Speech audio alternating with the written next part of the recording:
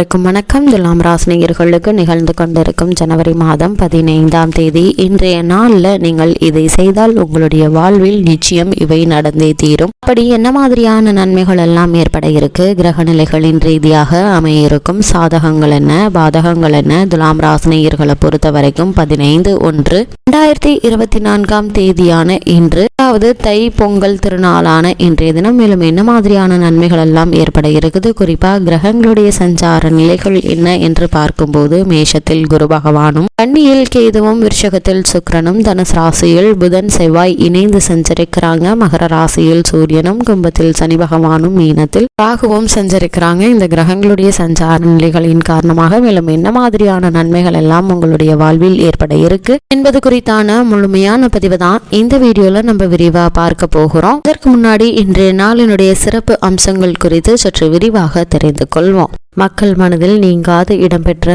ஓரெழுத்து மாதம்தான் இந்த தை மாதம். இந்த மாதத்தில் ராஜ கிரகமான சூரியன் மகரத்தில் சஞ்சரிக்கும் உத்திராணிய காலமாகும். எனவேதான் இந்த மாதத்தின் முதல் நாளில் பயிர்களையும் உயிர்களையும் பாதுகாக்கும் கதிரவனுக்கு நன்றி செலுத்தும் பொருட்டு பொங்கலிட்டு போற்றுகின்றோம்.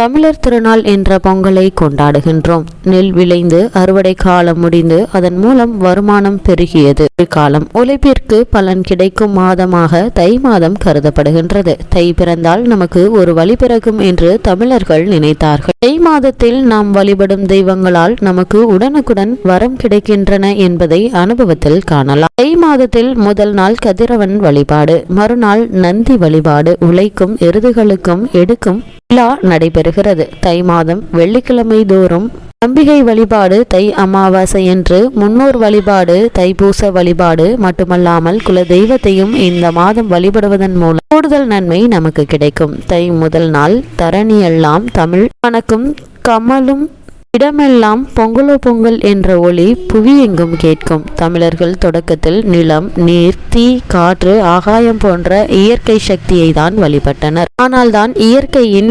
பாதிப்புகளிலிருந்து அவர்கள் விடுபட்டனர். அந்த வகையில் சூரியனை அதன் சுழற்சி மாறும் தினத்தில், அதாவது தட்சாயனத்திலிருந்து உத்திராயணமாக மாறும் தினத்தை மகிழ்ச்சி பொங்க கொண்டாடினர். இதுதான் தேவர்களின் விழிப்புணர்வு காலம் என்று வர்ணித்தனர். எனவே இந்த நேரத்தில் நாம் தெய்வங்களை வழிபடும் போது உடனுக்குடன் வரங்கள் கிடைக்கின்றன, வளங்கள் சேருகின்றன என நம்பினார்கள். நாமும் விழிப்புணர்ச்சியோடு இருக்கும் நேரத்தில் செய்யும் செயல்களில் வெற்றி கிடைக்கிறதல்லவா? அதே போல தெய்வங்களும் விழித்து கொண்டிருக்கும் நேரத்தில் நாம் வழிபாட்டை முறையாக மேற்கொண்டால் கேட்ட வரங்கள் கிடைக்கும். எனவே அனைவருக்கும் யோக பலம் பெற்ற நாளில் இஷ்ட தெய்வங்களுக்கு ஆலய வழிபாடுகள் என்று வழிபட்டால் எதிர்காலம் இனிமையானதாக அமையும். தை வெள்ளி தோறும் பெண்கள் விரதமிருந்து அம்பிகையை வழிபடுவதும் நம்பிக்கையை வழங்கும். இதனால் பொருளாதார நிலை உயரும், பொன் பொருள் சேர்க்கை ஏற்படும். அன்றைய தினம் இனிப்பு பொருட்களை மட்டும் உட்கொண்டால் வாழ்க்கை இனிப்பாக இருக்கும். வெள்ளிக்கிழமை விரதத்திற்கு பலன் தரும் மாதம் இது.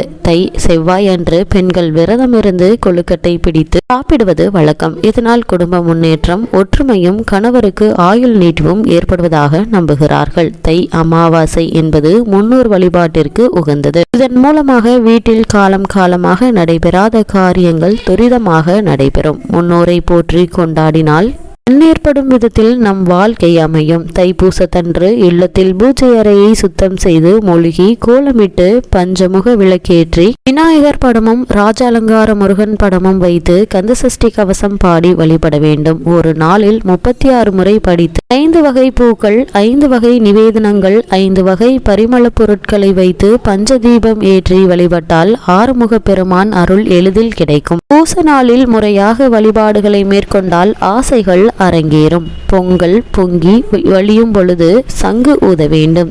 எங்கள் வாழ்வும் எங்கள் வளமும் மங்காத தமிழொன்று சங்கே முழங்கு என்கிறார்கள். சங்கு முழங்கும் மாதத்தில் எங்கும் மகிழ்ச்சி பொங்க இறை வழிபாட்டை மேற்கொள்ளலாம். இந்த தை மாதத்தை பொறுத்தவரைக்கும் தை 1ஆம் தேதி தமிழர் திருநாளாம் தங்கநிகர் பொங்கல் திருநாள், அதாவது 15/1/2024 திங்கட்கிழமை அன்று வருகின்றது. அன்றைய தினம் காலை 9:30 மணி முதல் 10:30 மணிக்குள் பொங்கல் பானை வைப்பது நல்லது. வீட்டில் வயது முதிர்ந்தவர்கள் மஞ்சள் கொத்து கட்டிய பானையை கையில் எடுத்து கிழக்கு நோக்கி நின்று சூரியனை வழிபட்டு அதன் பிறகு அடுப்பினை 3 முறை சுற்றி அந்த பானையை வைக்க வேண்டும். பானையில் வண்ணமயமான கோலமிட்டு இருப்பது நல்லது. பானை வைக்கும் பொழுது சங்கு ஊத வேண்டும். பின்னர் பால் பொங்கும் பொழுதும் படைக்கும் பொழுதும் சங்கு ஊதி வழிபட வேண்டும். பால் பொங்கும் பொழுது பொங்கலோ பொங்கல், மகர சங்கராந்தி பொங்கல் என்று 3 முறை சொல்லி பலவிதமான காய்கறிகளை சேர்த்து கூட்டு குழம்பு வைத்து படைத்து வழிபட வேண்டும். படைக்கும் பொழுது சூரியன் இருந்து சாப்பிடும் விதத்தில் சூரியனின்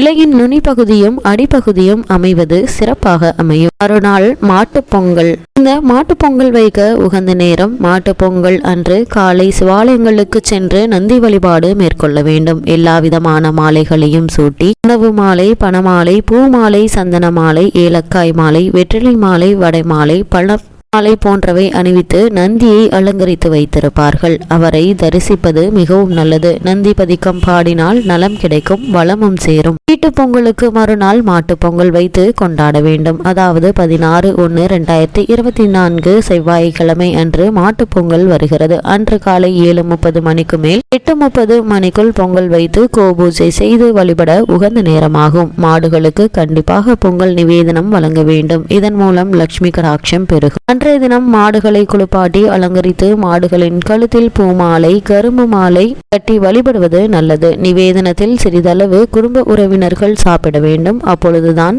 தளித்து உழைத்து வாழும் குணம் நம்மை வந்து சேரும் என்பது ஐதீகம். இவ்வளவு மேன்மைகளை கொண்ட இன்றைய நாள்ல துலாம் ராசினியர்களுக்கு மேலும் என்ன மாதிரியான முன்னேற்றங்கள் எல்லாம் உங்களுடைய வாழ்வில் ஏற்பட இருக்கு என்று பார்க்கும்போது, ராசிநாதன் சுக்கிரன் 2ஆம் இடத்தில் அமர்ந்திருக்கின்றாருங்க. குடும்ப உறவுகள் சிறப்பாக இருக்கக்கூடிய ஒரு தருணமா இன்றைய நாள் அமைஞ்சிருக்குது. குடும்பத்தில் சுப காரியங்கள் நடைபெறுங்க. பதவி உயர்வுகள் கிடைப்பதற்கான சாத்தியக்கூறுகள் அதிகம் இருக்குது. அதற்கான முயற்சிகளை மேற்கொண்டு ஏற்பட்டு வந்த தடங்கல்கள், தாமதங்கள் அனைத்துமே விலகி நல்ல ஒரு முன்னேற்றம் ஏற்படக்கூடிய ஒரு தருணமா இன்றைய நாள் அமைய இருக்குதுங்க. துலாம் ராசினியர்களை பொறுத்த வரைக்கும் தனஸ்தானத்திற்குரிய செவ்வாய் 3ஆம் இடத்தில் சூரியனோடு இணைய சில நல்ல மாற்றங்கள் ஏற்பட இருக்குதுங்க. வெளிநாட்டு வேலை வாய்ப்புகள் உண்டாக இருக்குது. அதற்கான முயற்சிகளை மேற்கொண்டு வரும் துலாம் ராசியினருக்கு ஒரு சிறு முயற்சியிலேயே வெளிநாட்டில் நல்ல ஒரு நிறுவனத்தில் நல்ல ஒரு ஊதியத்துடன் கூடிய வேலை கிடைப்பதற்கான சாத்தியக்கூறுகள் இருக்குதுங்க. பொருளாதார முன்னேற்றமும் வளர்ச்சியும் உண்டுங்க. குடும்ப ஒற்றுமை இன்றைய நாள்ல பலப்படுங்க. வீட்டில் சுப காரியங்கள் நடைபெறுவதற்கான சாத்தியக்கூறுகள் இருக்குது. குறிப்பா திருமணம் சம்பந்தமான முயற்சிகளை மேற்கொண்டு வரும் துலாம் ராசி நேயர்கள் இவ்வளவு நாட்களாக இந்த முயற்சியில் ஏற்பட்டு வந்த தடங்கல்கள், தாமதங்கள் அனைத்துமே விலகி நல்ல ஒரு முன்னேற்றம் ஏற்பட இருக்குதுங்க. சகோதரர்களுடைய உதவிகள் உங்களுக்கு கிடைக்கக்கூடிய ஒரு தருணமா இன்றைய நாள் அமைஞ்சிருக்குதுங்க. குறிப்பா துலாம் ராசி நேயர்கள்